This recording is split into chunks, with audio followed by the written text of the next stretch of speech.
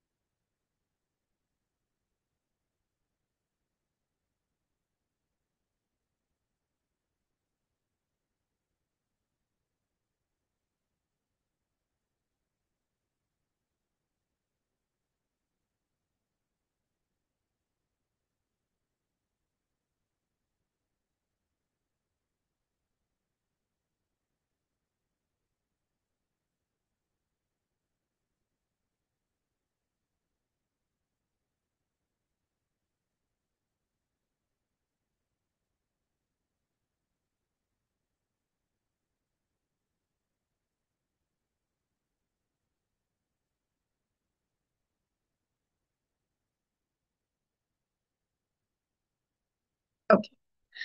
So आज आपण unit 4 ला स्टार्ट करतोय. Nature and processes of the research. आपला थर्ड युनिट काल कम्प्लीट झालाय. सो आज आपण युनिट 4 पासून स्टार्ट करूया. सो या युनिट मध्ये आपण मेनली काय काय शिकणार आहोत, की आपलं रिसर्चचं मिनिंग और पर्पज, नक्की आपलं रिसर्च डिझाईनचं काय असतं ते आपण या युनिटमध्ये अंडरस्टँड करणार आहोत. त्याच्यानंतर रिसर्चचं डिझाईन हे का महत्वाचं असतं ते आपण बघूयात. गुड रिसर्चच्या कॅरेक्टरिस्टिक्स नक्की काय असतात ते, आणि स्टेप्स, आणि अंडरस्टँड द सोर्सेस आणि understand the sources of data आणि हाऊ जज देअर ऑडिटाबिलिटी, क्रेडिटॅबिलिटी आणि रिअलेबिलिटी. मीन्स व्हॉट, की जो आपण रिसर्च साठी जो डेटा कलेक्ट करतो तो नक्की कसा जज करायचा, त्याची ऑथेंटिसिटी, त्याची क्रेडिबिलिटी आणि रिअलेबिलिटी कशी चेक करायची ते. ओके. सो आपल्याला आजपर्यंत माहिती आहे की आपले रिसर्चचे what is mean by research. So I am not going to again evaluating or explaining that. Research design. So आज आपण डिरेक्टली स्टार्ट करतोय what is mean by research design. आता रिसर्च डिझाईन काय आहे, तर एक research design is a blueprint or a plan for conducting a research. Blueprint म्हणजे काय, की जेव्हा आपण कोणती तरी गोष्ट करतोय त्याचा एक छोटासा त्याचा पाथ किंवा त्याचा जो फ्लो असतो त्याला आपण काय म्हणतो, we known as the blue, त्याला असं आपण ब्ल्यू प्रिंट म्हणतो.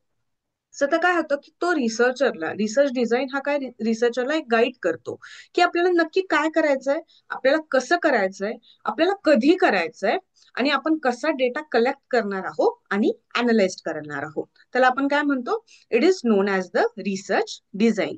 Research design is nothing but the road map. काय हा एक रोड मॅप आहे.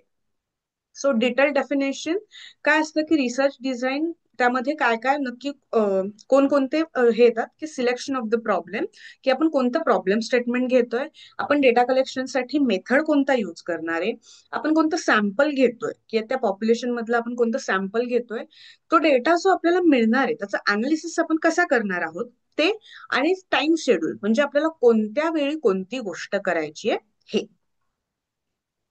ओके. आता त्यात त्यांनी एक्झाम्पल दिले. व्हॉट इज एक्झाम्पल हिअर, की if you want to study whether the yoga reduces the stress in the college students. Okay. तर आपण काय स्टडी करतोय की योगामुळे कॉलेज स्टुडंट्स मधला स्ट्रेस हा कमी होतो की नाही हे आपण डिझाईन करतोय. मग आपल्या रिसर्च डिझाईन मध्ये काय काय नक्की गोष्ट येणार, की हु विल बी पार्टिसिपेंट्स, नक्की या रिसर्च मध्ये पार्टिसिपेंट्स कोण असणार आहे, जो आपला स्ट्रेस आहे तो हा आपण मेजर करायचा आहे, तो आपण स्ट्रेस कसा मेजर करू शकणार, आपल्याला किती वेळासाठी जो योगा आपण हे करतोय तो आपण किती वेळासाठी, how long will be yoga given, and आपण रिझल्ट कसा कम्पेअर करणार. ओके. सो पहिले आपलं प्रॉब्लेम स्टेटमेंट असेल की आपल्याला if you want to study whether the yoga reduces stress in college student or the not. मग यामध्ये आपण पहिले काय चेक करणार, की आपले डिपेंडेंट व्हेरिएबल्स आणि इंडिपेंडेंट व्हेरिएबल्स और आपल्या रिसर्च मधले दोन व्हेरिएबल्स, आणि त्याला आपण जेव्हा कोण, कसं, कधी, केव्हा, हे 4 प्रश्न विचारणार. हे 4 प्रश्नांची उत्तरं म्हणजेच आपला research design. If you want to study whether the yoga reduces stress in a college students means आपले व्हेरिएबल्स कोणते, योगा आणि स्ट्रेस. आता या योगा आणि स्ट्रेस साठी मी विचारलं की कोणासाठी. पहिले मी प्रश्न त्याला विचारला कोणासाठी, म्हणजे आपण काय म्हटलं, हु इज गोइंग टू पार्टिसिपेट.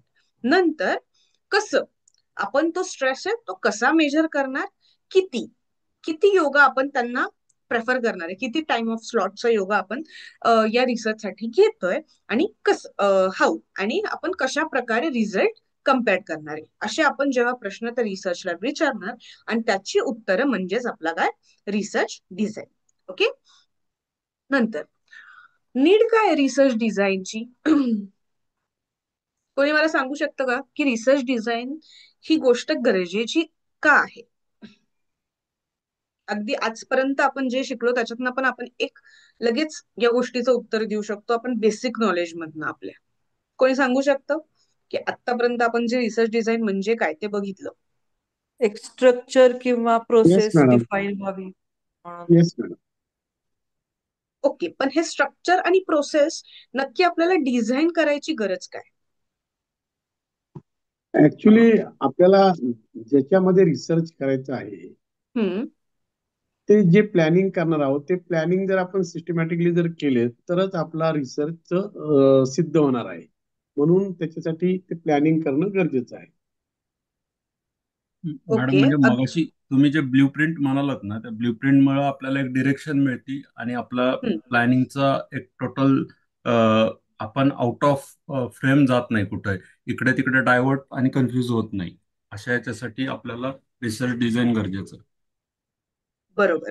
कारण कोणतीही गोष्ट जेव्हा आपण सुरू करतो तेव्हा महत्वाचं काय असणार आहे की प्लॅनिंग. विदाउट प्लॅनिंग जर आपण ती गोष्ट सुरू केली, फॉर एक्झाम्पल जर आता हेच एक्झाम्पल घेऊन थोडस आपण ब्रॉड याने जर विचार केला, तर आता पहिले जर मी पार्टिसिपेंट्स घेताना खूप सारे पार्टिसिपेंट्स घेतले तर माझा रिसर्च, आणि आता मला जर आपण हा ठरवला की हाच माझ्या मास्टर्सचा रिसर्चचा प्रोग्राम आहे, यात जर मी खूप पार्टिसिपंट्स घेतले तो माझ्या त्या टाइमलाईन मध्ये होणार आहे का. मास्टर्ससाठी रिसर्च करण्यासाठी टाइमलाईन विदर 6 महिने किंवा वर्षभर, आता एवढंच माझ्याकडे टाइमलाईन आहे. जर मी यात खूप सॅम्पल्स घेतले की कोणतंच प्लॅनिंग न करता मी पार्टिसिपेंट्स किंवा सॅम्पल्स हे खूप घेतले तर माझा रिसर्च काय होणार आहे, बट ऑब्वियस तो लेंदी होणार आहे. जर मी स्ट्रेस कसा मेजर करणार आहे हे ठरवलंच नाही आणि ऐन टाइमला विचार करत बसले की अरे स्ट्रेस कसा मेजर करायचा आहे किंवा कोणत्या मार्फत मेजर करायचा आहे, मग त्याच्यासाठी मी क्वेश्चनरी यूज करणार आहे, मी त्यांचे इंटरव्ह्यूज घेणार आहे की नक्की मला हे कसं करायचं हे ठरवलंच नाही. जर मला क्वेश्चनरी करायचंय जर मला, तर मला आधीच पाहिजे की मी त्यांना प्रश्न कोणते विचारणार आहे. म्हणजे आपलं स्टेप बाय स्टेप या सगळ्या गोष्टींची उत्तरं आपल्याकडे असतील तरच आपण एक चांगला रिसर्च करू शकतो, त्यांच्यातनं आन्सर्स काढू शकतो आणि आपला जो डेटा अनालाइज आहे तो अनालाइज करू शकतो. सो नाव नीड. आता या नीडचं तुम्ही मला ऑलरेडी तुम्ही सगळ्यांनीच मला याचा आन्सर दिलाय की काय, टू प्रोव्हाइड द डिरेक्शन. आपल्याला कळलं पाहिजे की आपण इथं एक छान शब्द आहे की काय, की आपण एक आर्किटेक्चर प्लॅन बनवतो की आपण आपल्या रिसर्चचे त्याचा नक्की पाया काय, त्याची मिडल प्रोसेस काय, आणि माझं टॉप मध्ये माझं कन्क्ल्युजन काय. So it's give the design architecture plan that is provides our the direction to how to be proceed. Okay. आणि जर आपण तो डिझाईन व्यवस्थित केला नाही तर त्याचे इम्पॅक्ट काय, की मे बी आपल्याला जो डेटा मिळणार आहे तो चुकीचा असू शकतो. त्या डेटावर जे अनालिसिस होणार आहे ते कन्क्ल्युजन ते चुकीचं होऊ शकतं. आपण अननेसेसरी डेटा, मग आपल्याला गिव्हन टाइम ऑफ स्लॉट मध्ये जे काम करायचं होतं ते सुद्धा पूर्ण होणार नाही. तेच पुढच्या त्यांनी हवं. To avoid the wastage of time and money. आपल्याला एक क्लिअर प्लॅन असेल तर आपल्याला काय करावं लागेल की आपल्याला टाइम आणि मनीचा जो काही वेस्टेज होतो तो आपल्याला अवॉइड करता येईल. जस्ट एक्झाम्पल की if you decide sample size in advance you don't collect too much or too little data. To ensure the accuracy आणि व्हॅलिडिटी. जर मी स्ट्रक्चर प्लॅन मी केला तर मला काय होईल की त्यामधले एरर्स मला हे कळणार. आता इथं म्हणायला गेलं तर आपल्याकडे आपण जेव्हा काही प्लॅनिंग करतो और त्या प्लॅनिंग मध्ये थोडंसं इकडचं तिकडं झालं तर आपल्या आपल्या डोक्यात जो सेट ऑफ प्लॅन असतो त्याच्यावरनं आपल्याला लगेच कळतं की या अशी आता एक कोणती तरी चुकीची गोष्ट झाली किंवा आपण ठरवल्याप्रमाणे नाही झाली तर त्याचा इम्पॅक्ट माझ्या पुढच्या स्टेप्सवर काय. जर माझा रिसर्च प्लॅन हा मला नीट माहितीये, मी त्याचा नीट अभ्यास केलाय, तर आता कोणतीही न होणारी गोष्ट आता झालीये किंवा थोडीशी वेगळी झालीये तर आपल्याला लगेच त्याच्यावरचा इम्पॅक्ट कळतो आणि त्याच्यावर गरजेचे असणारे आपण आधीच योजना किंवा आधीच आपण चेक करू शकतो की त्याच्यावरचा इम्पॅक्ट काय आणि आपण त्याच्यावरच्या ऍक्शन्स हे आधीच ठरून आपण ते घेऊ शकतो. सो आपला रिसर्च हा without any errors or mistakes आपल्या त्यातनं होणार नाही. To help to select the suitable methods means what की आपल्याला नक्की डेटा कसा कलेक्ट करायचा आहे. जर मी कोणत्याही जर मी काय म्हणेल की जर सायकोलॉजिकलचा कोणताही घेतेय किंवा ऑल ओव्हर सायकोलॉजी मी माणसांची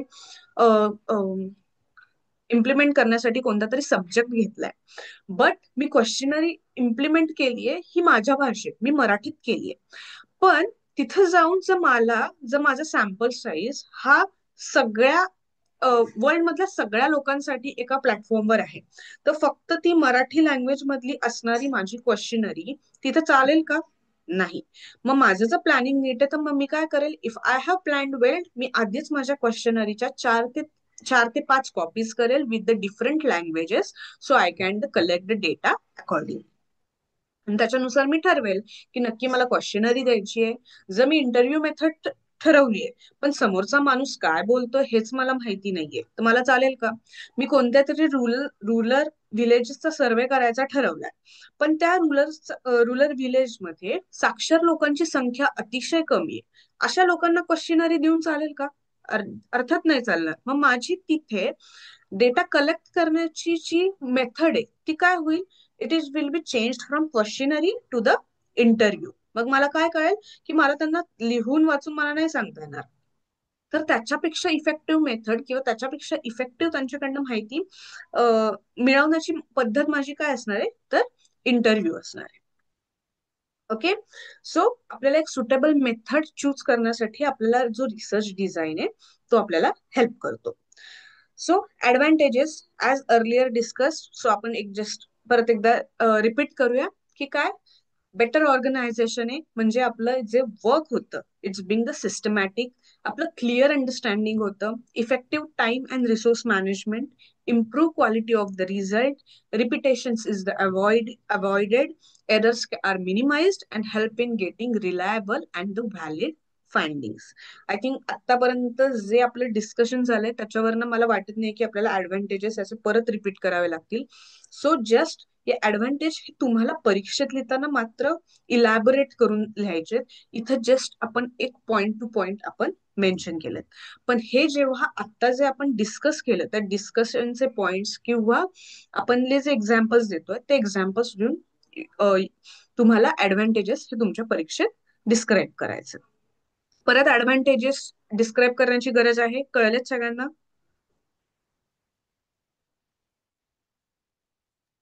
हो. Okay, yes. नाव आता रिसर्च डिझाईन म्हणजे काय ते आपण बघितलं. आता रिसर्च डिझाईन मधले कॅरेक्टरिस्टिक्स मीन्स व्हॉट की एक चांगला रिसर्च डिझाईन बनवण्यासाठी माझ्या रिसर्च डिझाईन मध्ये कोणत्या गोष्टी या ऑन पॉइंट पाहिजे. रिसर्च डिझाईन म्हणजे काय हे कळणं खूप सोपं आहे, पण त्याच्या कॅरेक्टरिस्टिक्स माहिती असणं त्याच्यानुसार रिसर्च करणं हे अवघड. सो आपल्याला हे जे कॅरेक्टरिस्टिक्स आहेत हे नीट कळणं आणि ते आपल्या रिसर्च मध्ये वापरणं it is a important thing. So first आपलं ऑब्जेक्टिव्ह हे नेहमी काय असायला पाहिजे, क्लिअर असायला पाहिजे. ऑब्जेक्ट्स मीन्स का व्हॉट की आपण नक्की काय करतोय, माझ्या रिसर्चचा पर्पज हा नेहमी क्लिअर असायला पाहिजे.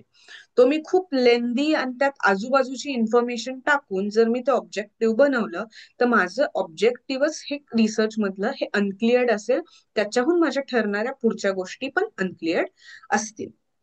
ओके, इथे त्यांनी एक एक्झाम्पल दिलं, to find the effect on online teaching on the student performance means what की मी ऑनलाईन टीचिंगचा इफेक्ट हा स्टुडंट परफॉर्मन्सवर कसा होतो हे एक्झाम्पल फाइंड आउट करते. अजून तुमच्यापैकी मला in the view of the psychology काही क्लिअर ऑब्जेक्टिव्ह असणाऱ्या रिसर्चचं काही सांगू शकतात का, की माझा या रिसर्चचं ऑब्जेक्टिव्ह आहे हे तुम्ही सांगायचं, पण त्यामध्ये त्याचा रिसर्च प्लॅन काय होईल ते मी दुसऱ्या स्टुडंटकडनं एक्सपेक्ट करते. हे आपण ट्राय आउट करूयात आजच्या सेशनमध्ये. सो कोणीतरी ऑब्जेक्टिव्ह सांगा, त्याच्यानुसार आपण प्रयत्न करू की त्यांचा रिसर्च किंवा त्यांचं जे डिस्क्रिप्टिव्ह असेल ते नक्की काय असेल त्या रिसर्चचा.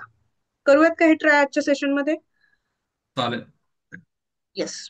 सो सांगा, कोणाकडे आहे का की माझ्या रिसर्चचं ऑब्जेक्टिव्ह हे असेल, और तुम्ही तुमचं रिसर्च काय ते सांगा, आपण त्याचं ऑब्जेक्टिव्ह बनवूयात, वाईस वर्षा. मॅडम, मगाचं जे तुम्ही उदाहरण घेतलं होतं ना योगाचं, हम्म. हा, तर मग योगाच्या ऐवजी आपण असं म्हणू की सायकोलॉजिकल अवेअरनेस, म्हणजे सायकोलॉजीच्या कॉन्सेप्ट आहेत ना त्याचा अवेअरनेस टू हम्म. Reduce the stress in college students. पण सर त्यात सायकोलॉजिकल अवेअरनेस म्हणजे सायकोलॉजीच्या खूप गोष्टी आहेत, म्हणजे सायकोलॉजी ही गोष्ट खूप काय म्हणतात वाईड आहे. त्यामधलं तुम्ही नक्की स्टुडंट्सला काय सांगणं प्रेफर करा? सीबीटी, अजून कॉग्निटिव्ह बिहेवियरल थेरपी, काउन्सिलिंगचे benefits may be. Counselling benefits. किंवा CBT, cognitive behavioural therapy for students to reduce the stress. Okay, मग याच्यावरचे आपण इफेक्ट आयडेंटिफाय करणार का? हा, म्हणजे सेम, म्हणजे मी तुमच्या मगाच्या त्या लाईनवर विचार करतोय की आपल्याला पार्टिसिपेंट्स कोण आहेत ते कळेल, how to measure, how long to measure, आणि how we will measure the result, असा आपल्याला विचार करता येईल. ओके, मग आपल्याला इथे इफेक्ट्स पेक्षा आपण अजून क्लिअर, ठीक आहे. आता रणजित सरांनी हा एक आपल्याकडे एक्झाम्पल मांडलंय. आता रणजित सर सोडून कोणा दुसऱ्यांना की आपण या सब्जेक्ट टॉपिक वरचं कसं ऑब्जेक्टिव्ह, क्लिअर ऑब्जेक्टिव्ह बनवू शकतो, याच्यासाठी आयडिया आहे का?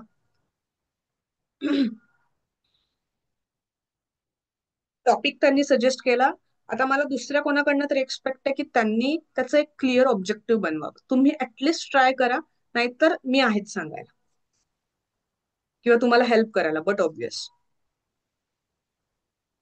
कोणी सांगू शकतं की आपण काय ऑब्जेक्टिव्ह बनवू याच्यावरनं? टॉपिक रिपीट करता का सर?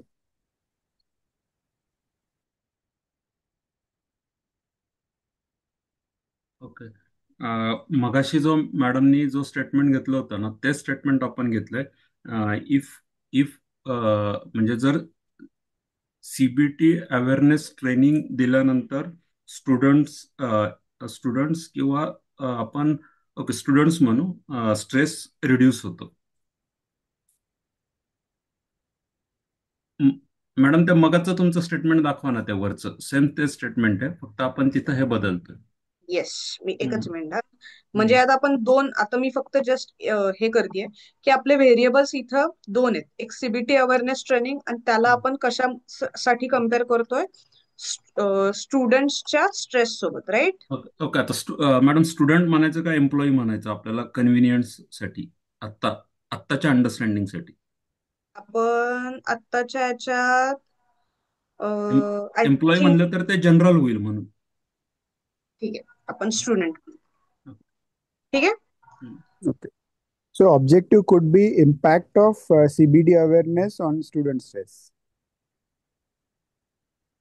ओके, अजून एनिथिंग एल्स?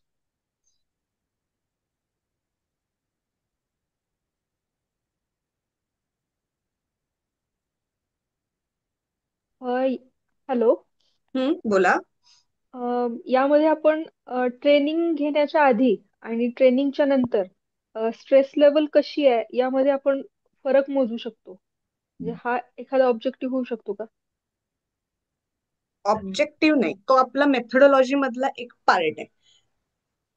की काय की आपण डेटा कलेक्ट करणार आणि त्याच्यानुसार आपण हे करणार. सो आपलं त्या फ्रेमवर्क मध्ये आपलं तुम्ही जो पॉइंट म्हणताय तो येणार. हा. ओके. ज्या आता मुलांचे हॅलो हा बोला ज्या ना. मुलांना आपण अवेअरनेस साठी ट्रेनिंग देणार आहोत हम्म. त्या ट्रेनिंगच्या नंतर त्या मुलांमध्ये नैतिकता जी आहे ती सुधरेल आणि अवेअरनेस वाढेल. मॅडम हे असू शकतं का? हम्म. Pre receive stress skills, second emotions well बिंग्स, third adaptive coping skills, and next असं आपण म्हणू शकतो की सेल्फ इफिकेसी, ते होऊ सोशल शकतं, सपोर्ट, पण ते त्याचे सोशल हा सपोर्ट. म्हणजे बट ऑब्वियस ते त्याचे what is mean bye CBT training याचे हे काय आपण म्हणू शकतो की कंपोनंट्स आहेत. आपण अच्छा. आता जे म्हणतोय ते आपल्याला ऑब्जेक्टिव्ह आपण मेनली फोकस आपण याच्यावर करतोय की मला ऑब्जेक्टिव्ह पाहिजे की आपण ऑब्जेक्टिव्ह कसं बनू, कारण का ओके. या ऑब्जेक्टिव्हवर आपल्या पुढच्या गोष्टी हे सो आता माझ्या मते कोणी याचं ऑब्जेक्टिव्ह सांगितलं होतं? मी बोललो होतो मॅडम प्रदीप. सर तुम्ही तुमचं ऑब्जेक्टिव्ह रिपीट करतात? Impact of CBD awareness on student stress, or how CBD awareness will impact student stress. It can be our okay. Yes. Madam, हा मला एक विचारायचं होतं की पार्टिसिपंट्सच्या सीबीटी बद्दलचा अवेअरनेस किंवा अंडरस्टँडिंग किंवा सेल्फ ऍप्लिकेशन स्किल मध्ये सुधारणा झाली आहे का, आपण हे ऑब्जेक्टिव्ह म्हणून घेऊ शकतो का? म्हणजे मग हे ऑब्जेक्टिव्ह तुम्ही कसं हे कराल, बनवाल with this of kind of words? Uh,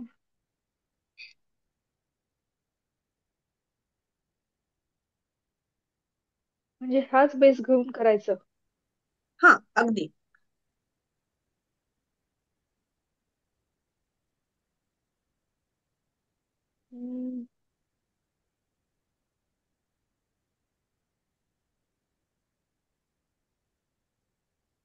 To examine whether participants show improvement in their CBT related awareness, understanding and self-application skills.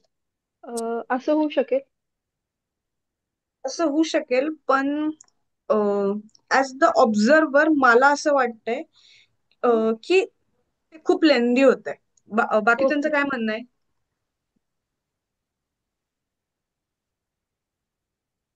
आपल्याला अजून थोडं तो रिफ्रेम करता येईल. काय अजून अजून काय रिफ्रेम करता येईल? ठीक आहे. अजून कोणाला काही तुमचे मुद्दे मांडायचे? आपण ते मांडूयात आणि मग अजून बघूयात की आपण यात काय रिफ्रेम करताय. हॅलो, हा बोला सर. मला असं वाटतं की ट्रेनिंग दिलेल्या मुलांना त्यांच्या शैक्षणिक गुणवत्तेत बदल होईल. ओके, तो तर आहेच. मग तो आपण आपल्या क्लिअर ऑब्जेक्टिव्ह मध्ये कसा मांडणार?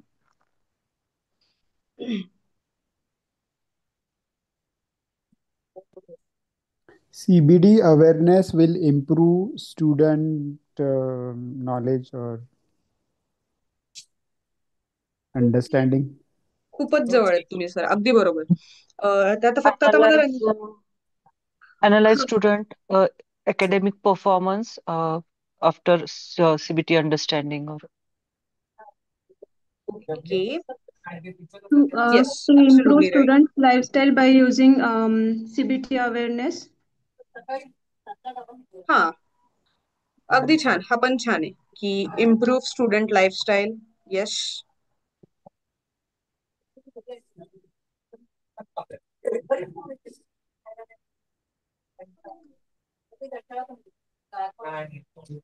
To determine participants improve in their CBT awareness or not, असं. रिपीट करतात एकदा, मला नाही कळालं. To determine if participants improve their in CBT awareness or not. Yes, this can also be happen. Okay, आता खूपच छान प्रयत्न केला तुम्ही सगळ्यांनी. हा बोला, कोण बोलताय?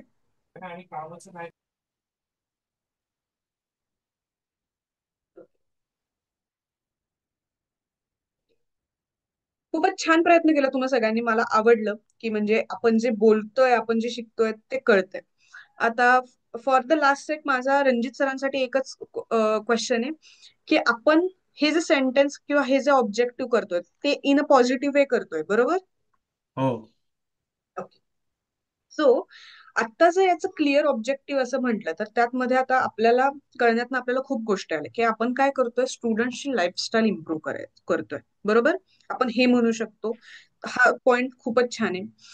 तर आपण याच्यात ना आता impact of CBD awareness on student stress म्हणजे कधी कधी असं वाटतं की स्टेटमेंट किंवा ऑब्जेक्टिव्ह मध्ये ना असं अजून काहीतरी पाहिजे, अजून काहीतरी पाहिजे. म्हणजे जेव्हा मी ते वाचेल तेव्हा माझ्या इनबिल्ड माझ्यामध्ये तो रिसर्च नक्की काय आहे, त्यांनी त्यात काय लिहिलंय याच्यासाठी काय एक उत्सुकता निर्माण झाली पाहिजे.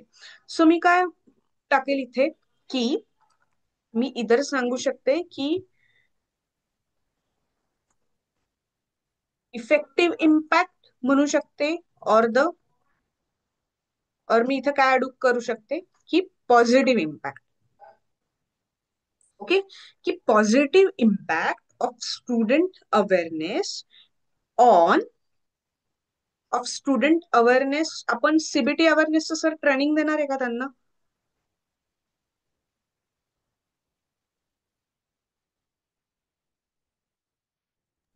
ऑफकोर्स मॅडम, ते त्याच्याशिवाय आपल्याला कसं समजेल? If they are not aware बरोबर. Then we will have to means what, की आपल्या याच्यात मेन शब्द काय लागणार इथे, की आपण सीबीटी अवेअरनेस फक्त म्हणून नाही चालणार, की त्याचं आपण एक ट्रेनिंग देतोय. So the effective positive impact of CBT awareness training on student stress management. Okay, this can be our first objective. तुम्हाला वाटतंय का की हे इफेक्टिव्ह ऑब्जेक्टिव्ह होते किंवा यात अजून काही चेंजेस करता येईल, किंवा यामध्ये जे आपण काही आपल्या फ्रेमवर्क मध्ये किंवा आपण जे काही सांगण्याचा प्रयत्न करतोय ते सगळं या ऑब्जेक्टिव्ह मधनं, किंवा मी काय म्हणणार आहे की याचं संक्षिप्त रूप या पूर्ण या ऑब्जेक्टिव्ह मध्ये येते का, यामध्ये काही चेंजेस करावे लागतील? हा मॅडम, तो इफेक्टिव्ह आणि पॉझिटिव्ह इम्पॅक्ट आहे ना, तो थोडा वाईड आणि ओपन एंडेड होतोय. तर ओके. आपण असं म्हणू शकतो का की CBT awareness training on student for stress management. Yes, म्हणू शकतो. म्हणजेच काय की यामध्ये एक गोष्ट येते की इफेक्टिव्ह और पॉझिटिव्ह हे नक्की आपल्या कन्क्लुजन मध्ये येणार आहे. हा हा हा, येस बरोबर, येस. हेच मला तुमच्याकडनं पाहिजे. सो इफेक्टिव्ह आणि पॉझिटिव्ह हे आपल्या कन्क्लुजन मध्ये येणार. Impact of CBT awareness training on student stress management. Concept clear झाली आहे, कळलंय की नक्की क्लिअर ऑब्जेक्टिव्ह कसं बनवायचं. म्हणजे जे आपलं फंक्शन आहे की क्लिअर ऑब्जेक्टिव्ह मीन्स व्हॉट, की आपलं ऑब्जेक्टिव्ह असं फ्रेमवर्क व्हायला पाहिजे की त्यातनं आपल्याला कळलं पाहिजे की आपण नक्की कशाचा अभ्यास करतोय. आता इथं काय की impact of CBT awareness training on student stress management, यातनं आपल्याला कळतंय की आपले व्हेरिएबल्स काय आहेत. कोणी सांगू शकतं काय व्हेरिएबल्स आहेत आपले? student stress and CBT awareness. Training. Yes, CBT awareness training. कारण काही फक्त जर तुम्ही सीबीटी Yes, yes. अवेअरनेस इथे वापरलं तर त्याचा इम्पॅक्ट काय होईल की सीबीटी अवेअरनेस मध्ये खूप साऱ्या काय म्हणू शकतो की अजून खूप साऱ्या गोष्टी आहेत. मग त्या तुम्ही वन बाय घेणार आहेत का? नाही. मग त्या तुम्ही ट्रेनिंग बद्दल घेणार आहे आणि त्याच्यावर तुमच्या आधारित जे काही तुम्ही डेटा सॅम्पल करणार. So training is also important, one of the important part of this objective. Okay. Okay okay, कळलं सगळ्यांना? हो. ओके. नाव ते कसं पाहिजे की सिम्पल आणि फ्लेक्झिबल पाहिजे. जे आपण आत्ताच केलं की कसं पाहिजे की इझी टू अंडरस्टँड आणि allow changes if needed. Flexible पाहिजे. आता यामध्ये मी काय जर चेंज करायचं म्हटलं तर इम्पॅक्ट ऑफ जसं आपण केला की आपण पहिले म्हटलं की पॉझिटिव्ह और इफेक्टिव्हनेस हे जे आपण म्हणत होतो त्याच्यापेक्षा ते काढून पण आपण ऍज इज ते फ्लेक्झिबल बनवतो की पुढे मी काही आता स्टुडंट स्ट्रेस केलं होतं. पहिलं आपलं होतं की स्टुडंट स्ट्रेस, त्याच्यानंतर आपण त्यात वर्ड ऍड केला मॅनेजमेंट. सो आपलं जे आपण जे ऑब्जेक्टिव्ह बनवणार आहोत ते इझी टू अंडरस्टँड पाहिजे, सिम्पल असेल आणि त्यामध्ये पण फ्लेक्झिबिलिटी पाहिजे. So if participant dropped out design allow the adding new participants means what की कधीतरी रिसर्च करताना मला असं वाटतंय की स्टुडंट स्ट्रेस मॅनेजमेंट ऐवजी स्टुडंट्स अवेअरनेस ट्रेनिंग आता मला स्टुडंट्सच्या ऐवजी एम्प्लॉईज तिथं टाकायचे, तर मी इझिली हेच वाक्य जे आहे ते ऍज इज घेऊन मी कशावर आधारित करू शकते, ते एम्प्लॉईज वर करू शकते.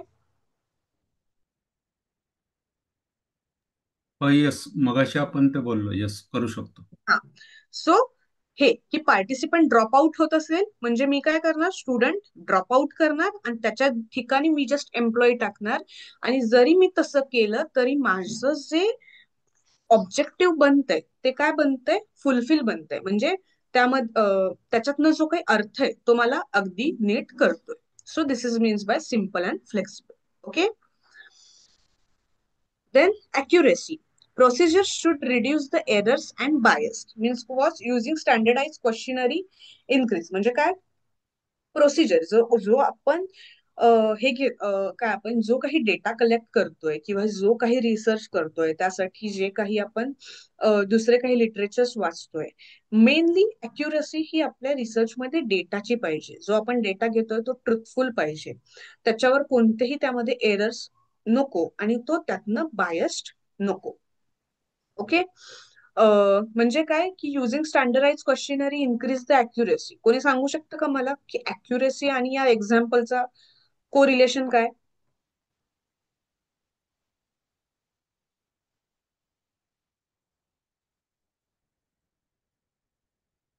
डेटा अॅक्युरेसी आणि स्टँडर्डाइज क्वेश्चनरी यूज करायची, अॅक्युरेसी इन्क्रीज करायचं, याचं कोरिलेशन काय असेल? एनिवन? मॅडम म्हणजे जो आपल्याला डेटा मिळतोय त्याच्यामध्ये कुठलेही कन्फ्युजन किंवा अँबिग्युटी नसलं पाहिजे. म्हणजे त्या क्वेश्चनरी मधून जे उत्तर मिळतंय त्या त्या उत्तरात अचूकता पाहिजे. म्हणजे त्याचा वेगवेगळा अर्थ म्हणजे ते सब्जेक्टिव्ह नसावा तो, की अर्थ त्याचा वेगवेगळा होतोय. म्हणजे से फॉर एक्झाम्पल म्हणजे क्वेश्चनरी असे असेल की तुम्हाला फायदा जास्त झाला का कमी, तर जास्त, किंवा कमी असं जर उत्तर आलं तर ते इट व्हेरीज, म्हणजे कमी किंवा जास्त सब्जेक्टिव्ह झालं. ओके. पण ओके. ओके, ह्या अवेअरनेस ट्रेनिंगचा तुम्ही तुमच्या स्टुडंट लाईफमध्ये ते इम्प्लिमेंट करू शकता का, तर त्याचं तो उत्तर हो किंवा नाही असं देईल. अर्थात.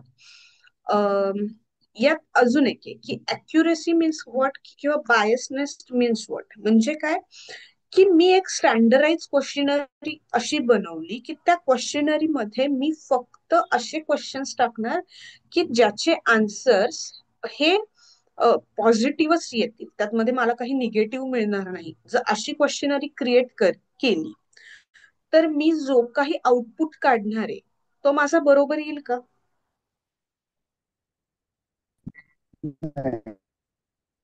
बरोबर. Okay. So this is one thing की त्यामध्ये बायसनेस नको.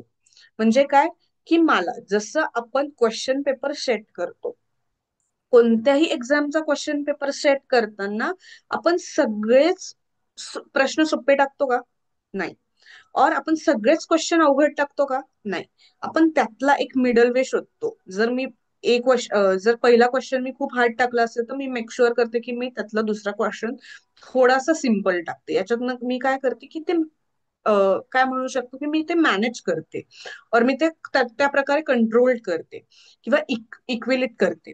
सो त्याच्यानुसार पण मला माझी क्वेश्चनरी करायची आहे. आणि जर आपण एरर्स बद्दल म्हटलो तर it's obviously the human errors. म्हणजे काय, क्वेश्चनरी ही मोस्टली मल्टिपल चॉईस असते. जर मी क्वेश्चन विचारला पण त्याचे जर जे मी जे ऑप्शन्स देणार आहे ते 4 ऑप्शन्स देताना जर मी ते मिनिंगफुल दिलेच नाही तर समोरच्या माणसाला त्याचे जे आन्सर्स आहेत ते लिहिता येतील का नीट? नाही लिहिता येणार.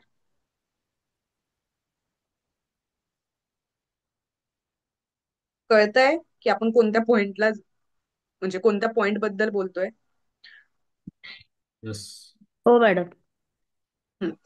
जर मी माझी क्वेश्चनरी मधले 4 जे एक्झाम्पल्स आहेत किंवा 4 जे मी ऑप्शन्स देते ते ऑप्शन्सच मी बरोबर दिले नाही तर मला जे आन्सर, एकतर तो पुढचा जो माझा सॅम्पल आहे तो कन्फ्युज होईल की मला कोणता नक्की पॉइंट तिथे चेक करायचा आहे, त्या बाबतीत तो कन्फ्युज होईल.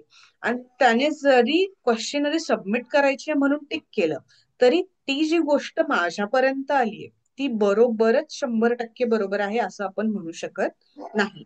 सो या सगळ्या गोष्टी चेक करून आपल्याला जी आपली प्रोसिजर्स आहेत किंवा आपले जे आता इथं आपण जनरल प्रोसिजर बद्दल बोललो, सो आपल्याला या सगळ्या गोष्टी चेक करून आपल्याला हे मेक शुअर करायचं की आपण कमीतले कमी एरर्स किंवा बायसनेस आपल्या पूर्ण रिसर्च मध्ये करतोय. आता रिसर्च डिझाईन मधली अॅक्युरेसी फक्त क्वेश्चनरी पुरता राहत नाही, ती कुठपासून चालू होते. माझं ऑब्जेक्टिव्ह म्हणा, मी अवेअरनेस ट्रेनिंग कुठे देतोय, मी कोणते स्टुडंट्स चूज केलेत, मी स्टुडंट्स चूज केल्यानंतर जे स्टुडंट्स मी चूज करतोय, जो सॅम्पल साईज चूज करतोय तो तर बायस नाहीये ना, ती क्वेश्चनरी बायस नाहीये ना, मी जो डेटा अनालिसिस करतेय ते बरोबर करतेय, अॅक्युरेट करतेय का उगीच पॉझिटिव्ह रिझल्ट दाखवण्यासाठी मी 1-2 आपले इकडचे तिकडे ऑब्झर्वेशन करून मी तिथे माझे सॅम्पल साईज मार्क करतेय. ही जी अॅक्युरेसी आहे ती आपल्याला through out the upper flow आपण मेंटेन केली पाहिजे आपल्या रिसर्च मध्ये. ओके, सो इथे जस्ट आपण क्वेश्चनरीचं डिझाईन घेतलं, पण accuracy is going to start from choosing of your sample, त्यांच्यासोबत ते इंटरव्ह्यू जे क्वेश्चनरीज ते सगळं, त्यात पण अॅक्युरेसी पाहिजे, डेटा अनालिसिस मध्ये पण अॅक्युरेसी पाहिजे. आणि तो डेटा अनालिसिस रिव्ह्यू करून जे आपण कन्क्लूड करतोय it should be the accurate. Okay, then reliability means what? The design should give the consistent result if repeated. Means what? की reliability, its terms itself says meaning. म्हणजे काय की मला real data मला शो करायचा आहे जगासमोर. जर आज केलेला रिसर्च किंवा आज मी जे काही रिसर्च करते तो उद्या जरी झाला, फॉर एक्झाम्पल काही गोष्टी उद्या बदलतील, पण जे काही बेसिक माझे जे मुद्दे आहेत किंवा जे माझे बेसिक डेटा कलेक्शन आहे तो काय असायला पाहिजे, तो बरोबरच यायला पाहिजे. म्हणजे काय, रिअलिबिलिटी इज नथिंग बट की मी जी रिअल सिच्युएशन आहे किंवा जो रिअल डेटा आहे तो रियालिटीतनं मी माझा पुढे प्रेझेंट करते. So the research should be the based on the reliability. नंतर validity means what, should measure what I intend to measure. Means what, की मला जर if you want to measure the stress, you tool must measure the stress, not the happiness or the confidence.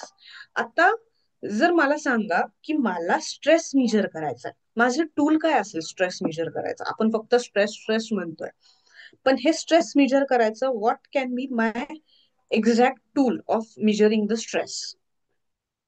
हा खूपच छान प्रश्न आहे आजच्या डिस्कशनसाठी. काय टूल असेल माझा स्ट्रेस मेजर करण्यासाठी? As a psychology this is very important question.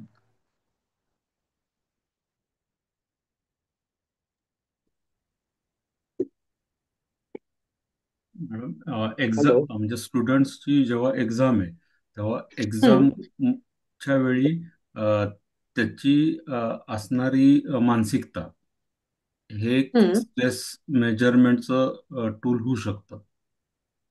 Okay, मग ही मानसिकता आपण कशी मेजर करणार? हॅलो, याच्यासाठी हा. प्री टेस्ट आणि पोस्ट टेस्ट ह्या 2 महत्वाच्या राहतील. कोणत्या? प्री टेस्ट त्यांचं जे काही आपल्याला त्यांचं बिहेवियर काय आहे हम्म, त्याच्याबद्दल प्री टेस्ट होईल ट्रेनिंगच्या हम्म. अगोदर, आणि आफ्टर ट्रेनिंग त्याच्यानंतर एक पोस्ट टेस्ट होईल रिटर्न मध्ये. त्यांचे विचार जे काय आहेत ते म्हणजे ही पुढे टेस्ट अनालाइज म्हणजे होईल. तुम्ही questionnaire sorry sorry questionnaire to interrupt. Questionnaire. Okay. अजून IQ टेस्ट वरून कन्सिडर करू शकतो stress management. Yes we can. अजून sorry.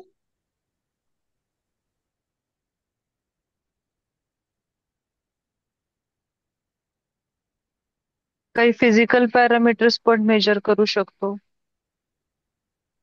For example. For example heart rate किंवा अशा टाईपचे. ओके, अगदी बरोबर आहे. अजून आनंदी आहेत का नाही ते बघून. Self report. हा सेल्फ रिसर्च रिपोर्ट म्हणजे पेपर. त्यांना आपण प्रश्न विचारू शकतो काय प्रॉब्लेम आहे किंवा काय थोडंसं काय वाटतंय भावना विचार अशाबद्दल. ओके, म्हणजे त्यांच्याशी इंटरव्ह्यू घेऊन म्हणजे की त्यांना विचारून. हा तसं काही. वेगवेगळ्या रिसर्च पेपर्स अनालिसिस करू शकतो आपण. हो अगदी. म्हणजे अगदी बरोबर, तुमच्या सगळ्यांचं अगदी बरोबर आहे की मला स्ट्रेस मेजर करायचा आहे म्हणजे पहिले आपण काय बोललो की आपण क्वेश्चनरी, की त्यांनी एक्झाम अटेम्प्ट करण्याआधीची त्यांची स्ट्रेस, आणि मग अजून एक की त्या क्वेश्चनरी मधले आपले क्वेश्चन काय असतील.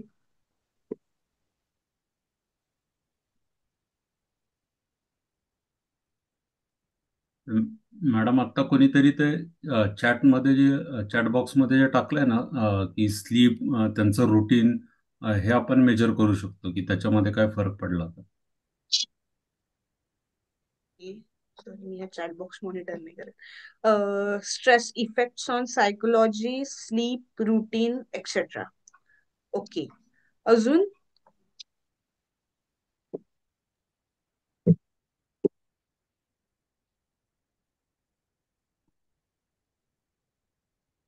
बाय ऑब्झर्विंग बिहेवियर, म्हणजे स्ट्रेस स्ट्रेसमध्ये आपण एक थोडं वेगळं बिहेवियर असतं स्ट्रेसमध्ये असल्यावर. So that we can observe. Okay, अगदी बरोबर. सो बॉडी आता आपल्याला language, body body language, language. Facial expression, behaviour. Yes, absolutely right. Means यातनं आपल्याला एक वेगळं कळलं की आपल्याला मेजर करायचंय, मीन्स तो व्हॅलिड डेटा आपल्याला करायचा आहे, आणि स्ट्रेस मेजर करायचा आहे म्हणजे आपण नक्की काय मेजर करणार. तर आपल्याकडनं खूप छान तुम्ही सगळ्यांनीच रिस्पॉन्स दिला, तर आपण फक्त एक छोटासा तो रिपीट करूया. Questionnaire, this is first. कोणीतरी अजून कोणीतरी इन्फॉर्म केलं की आपण त्यांचं हार्ट रेट आणि हे सगळं मेजर करू शकतो, जे आता मेजर करण्यासाठी आपल्याला खूप उपलब्ध साधनं आहे आणि आपण ते इझिली मेजर करू शकतो. आणि स्ट्रेसमध्ये ही पण एक इम्पॉर्टंट बाब आहे ज्यातनं आपण मेजर करू शकतो. अजून थर्ड एक गोष्ट आहे की एक क्वेश्चनरी सोबत तुम्हाला रेटिंग क्वेश्चनरी माहितीये, की ज्या क्वेश्चनरी मध्ये आपण क्वेश्चन आन्सर्स नाही देत, फक्त आपण त्यात काय करतो की रेट करतो, की 1 ते 10 मध्ये मला ही गोष्ट आता 1 ते 10 मध्ये वाटतेय, तर मग 1 ते 10 मध्ये किती, तर 4%, 5%, अशी जी रेटिंग सिस्टीम माहिती असेल ना तुम्हाला, का ही नवीन आहे तुमच्यासाठी आणि हो एक्सप्लेन करायला पाहिजे. हो माहिती आहे. माहिती. सो ही रेटिंग जे सिस्टीम आहे त्यामध्ये आपण त्यांना जे वेगवेगळे प्रश्न आहेत ते विचारून आपण त्यांना विचारू शकतो की म्हणजे या इमोशन्स बाबतीत त्यांना काय वाटतंय, आणि what the thing they are explaining here is की स्ट्रेस मेजर करणं म्हणजेच नेहमी त्यांचं हॅपीनेस, म्हणजे ते हॅपी असणं किंवा कॉन्फिडेंट असणं, असं हे स्ट्रेस मेजर करणं म्हणजे नाहीये, की आपल्याला अजून वेगळ्या गोष्टींनी सुद्धा स्ट्रेस मेजर करता येतो, आणि आपण तसा केला पाहिजे. देन वी कॅन सी की आपण एक व्हॅलिड डेटा आपण मेजर करतोय. ओके, हा पॉइंट क्लिअर झाला, what is mean by valid data आणि how we are going to get that valid data. हो then of course economical. Then function of research म्हणजे काय की इकॉनॉमिकल. आपला रिसर्च जो आपण डिझाईन करतोय तो अगदी हाय इकॉनॉमिक स्टँडर्डचा नसावा. म्हणजे आपले जे काही गोष्टी आहे की त्यामध्ये आपण एक मिनिमम टाइम पाहिजे, मनी पाहिजे, रिसोर्सेस पाहिजे. आता प्रत्येक रिसर्च मध्ये नसतं, पण जे कोणते मेकॅनिकल्स रिसर्च असतात ना, नॉट रिलेटेड टू दिस, पण काही मेकॅनिकल म्हणजे जर आपण म्हणू शकतो की कार डेव्हलपमेंट असो, बाईक डेव्हलपमेंट असो, तर या रिसर्चच्या आउटलाईन मध्येच ना त्यांना एक शेवटची गोष्ट द्यावी लागते आणि त्याला म्हणतात त्यांचं कॉस्टिंग. आपण त्यांना तिथे देतो की हा रिसर्च करताना मला नक्की किती जो एक्सपेन्स आहे तो इन्कर्ड झालाय, मी किती पैसे ह्या रिसर्च करण्यासाठी खर्च केले. और अजून एक असतं की माझा रिसर्च हा किती कॉस्ट इफेक्टिव्ह आहे हे पण दाखवण्यासाठी आपण ती कॉस्टिंगची एक हे टाकतो. पण मोस्टली आपला रिसर्च हा नेहमी एक मिनिमम टाइमसाठी, although it is based on की आपला टॉपिक कसं आहे, पण फॉर द मास्टर्स डिग्री आपला जो रिसर्च पाहिजे तो कसा पाहिजे, मिनिमम टाइम लिमिटसाठी, with using the minimum money. And I don't know की रिसोर्सेस हे एकदा दिलेलं असतं, पण रिसोर्सेस मीन्स व्हॉट की तुम्ही जे कोणते को रिसोर्सेस तुमच्यासोबत काम करतायत किंवा तुमचा जो सॅम्पल साईज घेतात, ह्या सगळ्याचा अर्थ मीन्स दॅट रिसोर्सेस. सो अशा प्रकारे economical plus Bhujbal ma'am, may be तुमचा माइक ऑन आहे.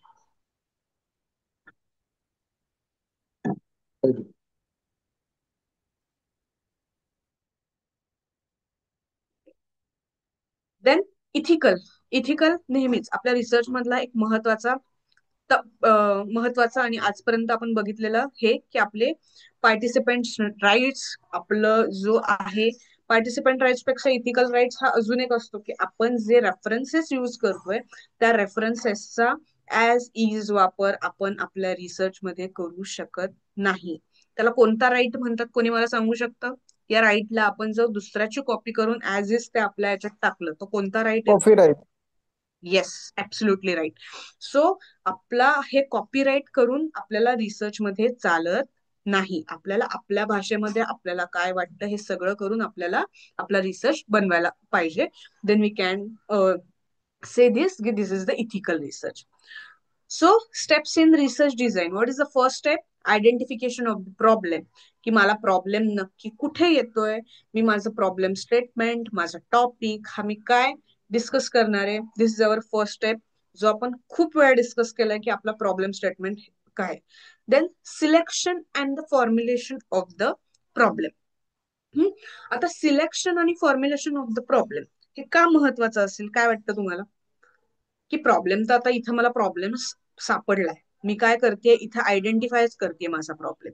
आता त्या प्रॉब्लेम मधनं मला सिलेक्शन आणि फॉर्म्युलेशन करायचंय म्हणजे काय करायचंय हे कोणी मला सांगू शकतं?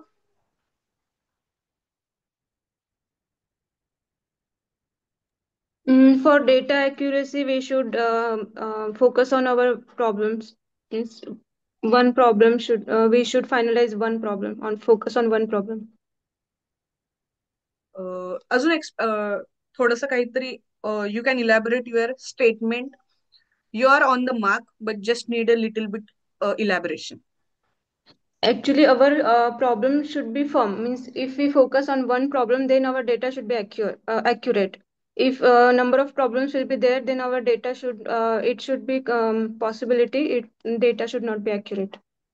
Okay, yes, absolutely right. म्हणजे काय करायचं की मी माझं प्रॉब्लेम स्टेटमेंट ठरवलंय, पण त्या प्रॉब्लेम स्टेटमेंट मध्ये मला सिलेक्टेड प्रॉब्लेम हा एकटा येत नाही, त्या प्रॉब्लेमचे वेगवेगळे ब्रांचेस असतात.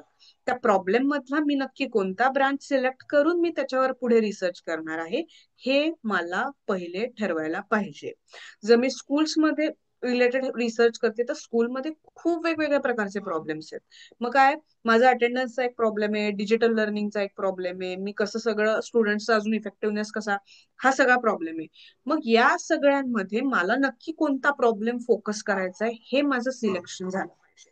आणि what is mean bye formulation means त्याच्यानुसार मला माझा जो काही रिसर्च फॉर्म करायचा आहे, जी काही मेथडॉलॉजी फॉर्म करायची आहे ते मला ठरवता यायला पाहिजे. That is mean bye selection and the formulation of the problem. Okay, got it?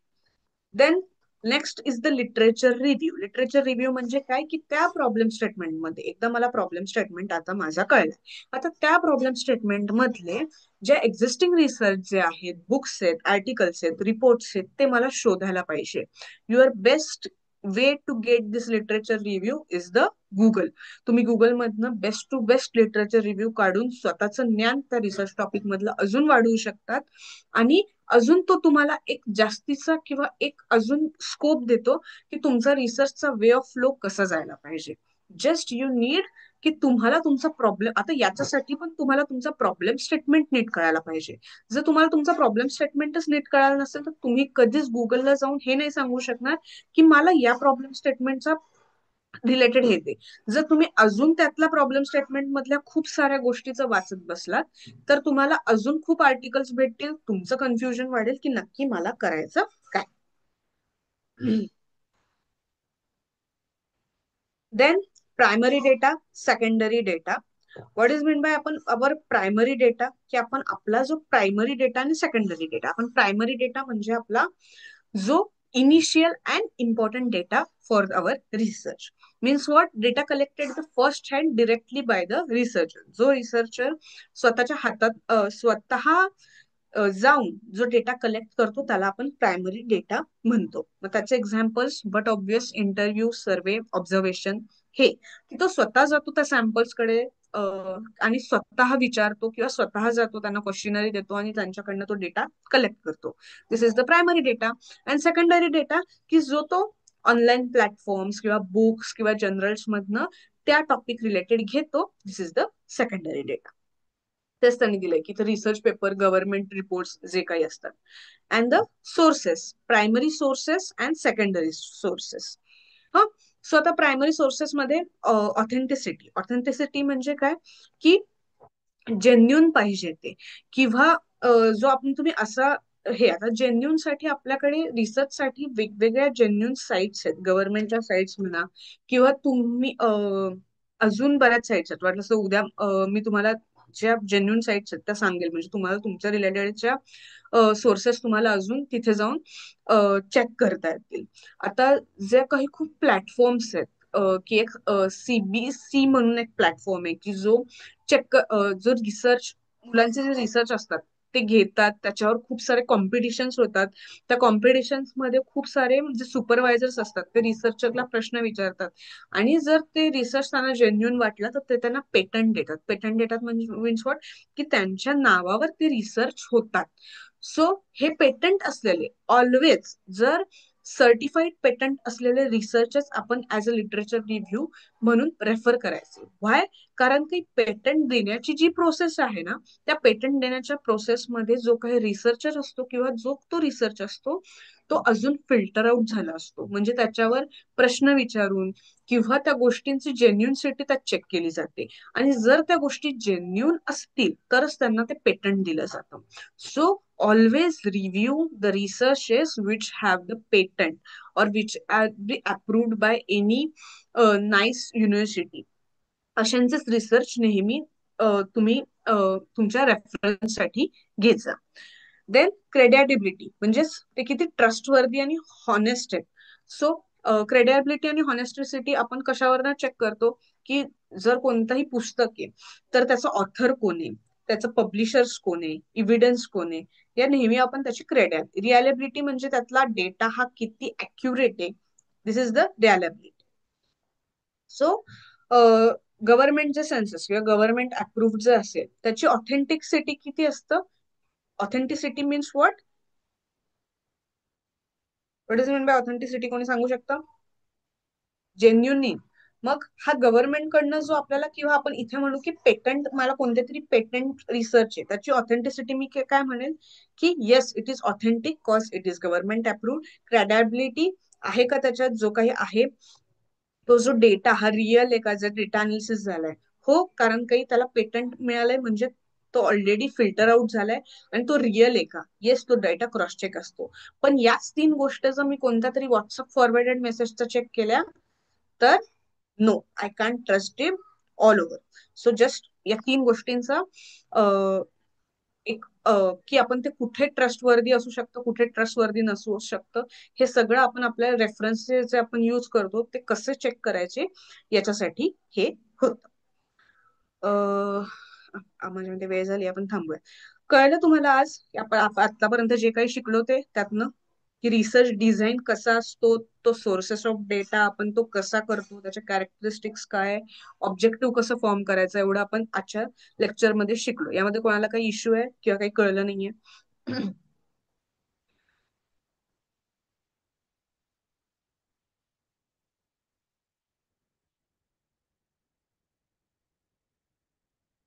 Anyone? Legitimate म्हणजे काय, मला जरा एक्सप्लेन कराल का? यात आहे ते हा, जेन्युइन अँड लेजिटिमेट लिहिलेलं आहे वरती. खालीच ऍक्च्युली आपण आता क्रेडिबिलिटी वगैरे डिस्कस करत होतो ना, reliability, credibility. Just a minute.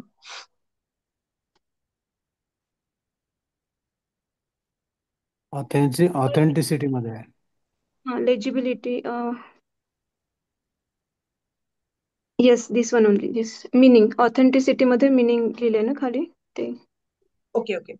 Genuine and legitimate means what, की इट इज द ट्रुथनेस, की त्यामध्ये कुठलेही फॉल्स इन्फॉर्मेशन किंवा नॉट किंवा कोणतीही चुकीची इन्फॉर्मेशन किंवा जस्ट एक स्टेटमेंट्स असे ऍड केलेले नाहीयेत. ते सगळं ऑन मार्क ट्रस्टवर्दी आहे, त्याला आपण लेजिटिमेट म्हणतो.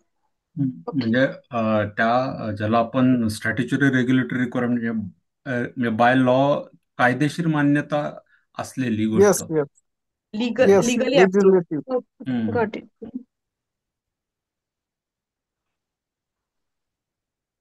ओके. अजून